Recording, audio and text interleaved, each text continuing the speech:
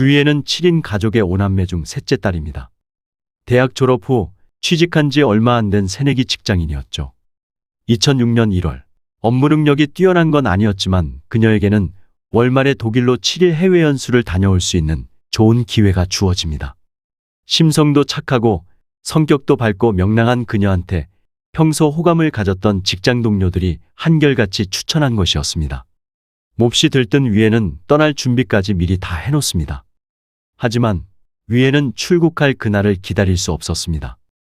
2006년 1월 14일 오후 5시, 위에는 여동생 위춘과 함께 운동하러 갑니다. 두 자매는 집에서 멀지 않은 한 레저클럽 근처에서 달리기 시작했습니다. 길 옆에 나무와 풀이 무성한 2km 남짓한 구불구불한 코스였습니다. 학창시절 배구, 농구, 달리기 등 운동도 아주 좋아했지만 직장인이 된 후 운동할 시간이 별로 없었던 위에는 오랜만에 하는 달리기에 신나서 점점 속도가 빨라집니다. 몇 분 지나지 않아 위추는 숨이 가빠지기 시작했고 언니와의 거리도 점차 멀어져 갑니다. 그렇게 위에의 모습은 곧 동생의 시야에서 사라집니다. 한참을 달려 위춘이가 출발점에 되돌아왔을 때 먼저 도착해 있을 줄 알았던 위에는 보이지 않았습니다. 언니가 한 바퀴 더 달리려나 보다 생각한 위춘은 무심하게 그 자리에서 위에를 기다립니다. 하지만 한참을 기다려도 위에의 모습은 여전히 나타나지 않았습니다. 이상하게 생각한 위춘은 코스를 따라 뛰어가며 언니를 찾기 시작합니다. 얼마 후 길 옆에 버려진 운동화가 위춘의 눈에 들어옵니다. 그것은 바로 위에가 신었던 운동화였습니다. 그리고 근처에는 위에가 착용했던 헤어 액세서리가 있었고 그 옆에는 소량의 핏자국이 선명하게 남아 있었습니다. 불길한 예감이 든 위춘은 부모에게 전화를 걸려고 했지만 핸드폰이 없었습니다. 운동할 때 거추장스러울까봐 휴대하지 않았던 것입니다. 바로 그때 흰색 승합차 한 대가 옆을 스쳐 지나갑니다. 언니 찾기에 마음이 조급했던 위춘은 그 차량에 전혀 신경을 쓰지 않습니다. 잠시 후 위춘은 산책 중이던 한 커플의 휴대폰을 빌려 가족에게 전화를 합니다. 황급히 뛰어온 가족들은 클럽 경비원과 순경들에게 도움을 요청해 달리기 코스 주변을 샅샅이 찾아보기 시작합니다. 하지만 날이 어두워질 때까지 찾아 헤매도 위에의 모습은 보이지 않았습니다. 결국 가족들은 경찰에 신고합니다. 경찰은 40여 명의 인력과 경찰견까지 투입하여 다음날 새벽 12시 30분까지 수색 작업을 펼칩니다. 하지만 위에를 찾는 데 실패합니다. 경찰은 날이 밝으면 계속 수색하기로 결정하고 일단 철수합니다. 2시간 후인 새벽 2시 20분경 경찰은 혼비백산한 한 남자의 신고 전화를 받습니다.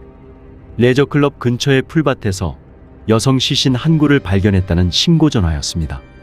곧바로 출동한 경찰은 피해자 신원을 확인할 만한 단서를 찾지 못하자 위춘 가족에게 연락을 취합니다.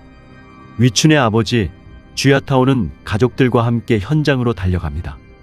그곳에서 주씨 가족이 목격한 것은 평생 동안 잊지 못할 처참하고 끔찍한 광경이었습니다. 피해자는 바로 9시간 전에 실종된 주위에 하의는 완전히 벗겨진 상태였고 상의도 흉부 위까지 올라가 검은 속옷이 드러나 있었습니다. 그리고 외출 시 입었던 노란색 상의는 목에서 흘러내린 많은 피에 젖어 이미 빨간 옷으로 물들어져 있었습니다. 피해자의 주변에서 반항한 흔적을 전혀 발견하지 못한 경찰은 그곳을 범행 현장이 아닌 시신 유기 장소라고 판단했습니다. 부검 결과 위에의 머리에는 둔기에 의한 심한 타박상이 있었고 몸 곳곳에서 많은 멍자국과 저항흔이 발견됩니다. 체내에서는 두 남성의 체액이 검출되었고 목에는 예리한 흉기에 찔린 관통상이 있었습니다. 사인은 바로 자상으로 인한 과다출혈이었습니다.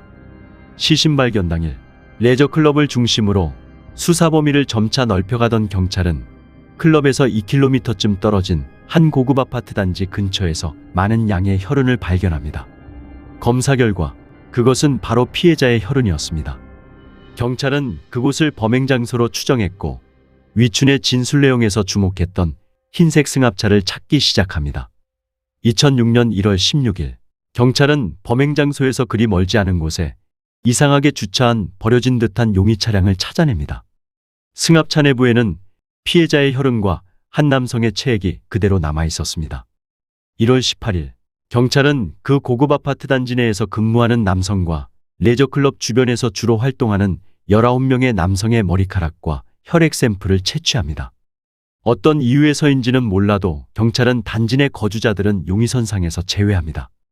대조 결과 19명 중 피해자의 체내에 남아있던 남성의 체액과 DNA가 일치한 사람은 단 한 명도 없었습니다. 그렇게 수사는 답보 상태에 빠집니다. 3년 후, 경찰은 샤릴이라는 한 남자를 유력 용의자로 지목합니다. 남자는 그 고급 아파트 단지 내에 거주하는 다툭의 아들이었습니다. 다툭은 말레이시아에서 사회 발전에 공헌한 사람에게 수여하는 자기라고 합니다. 한마디로 샤릴의 아버지는 사회적 지위가 꽤 높은 인물이었습니다.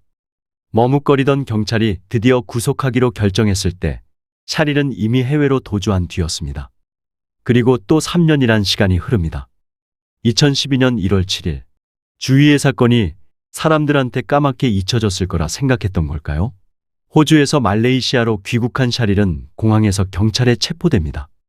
1년 후, 검찰은 샤릴을 살인죄로 기소했고 그에 대한 재판이 시작됩니다. 샤릴은 시종일관 태연하고 당당한 모습이었고 긴장감을 감추지 못하는 쪽은 오히려 주시 가족이었습니다. 2013년 6월 25일, 알로르세타르 고등법원은 샤릴에게 무죄를 선고합니다. 피해자 체내에 남아있던 한 용의자의 체액과 피고의 DNA가 완벽하게 일치하나 다른 남성의 체액도 함께 검출된 상황에서 샤릴이 피해자를 살해했다고 보긴 어렵다고 판단한 것이었습니다. 만약에 검사가 성폭행 제목을 추가하여 기소했더라면 샤릴은 살인죄 성립 여부와는 전혀 상관없이 무죄 판결을 받지 못했을 것입니다. 하지만 단일 죄목으로만 기소한 검사 덕에 샤릴은 증거불충분으로 그 자리에서 석방됩니다. 샤릴은 해맑게 웃으며 법정을 나섰고 딸의 억울함을 풀어주지 못한 절망과 울분으로 야타오는 법원 건물에서 뛰어내리려고 시도합니다. 다행히 기자들이 붙잡아서 사고를 막을 수 있었습니다. 판결 결과는 많은 사람들에게 알려졌고 분노한 시민들은 항의 시위와 서명운동을 벌이기 시작했습니다. 언론사 기자들을 포함한 많은 사람들이 야타오 가족과 함께 정의를 위해 싸우기 시작한 것이었습니다. 결국 5만 5천여 명의 서명을 받아냈고 사람들은 검찰에 항소할 것을 호소합니다. 2014년 7월, 검찰은 항소합니다. 10월 14일, 항소법원은 원심 판결을 파기하고 사건을 알로르세타르 고등법원으로 환송합니다. 2015년 8월, 고등법원은 납치, 살인 등 죄목으로 샤릴에게 사형을 선고합니다.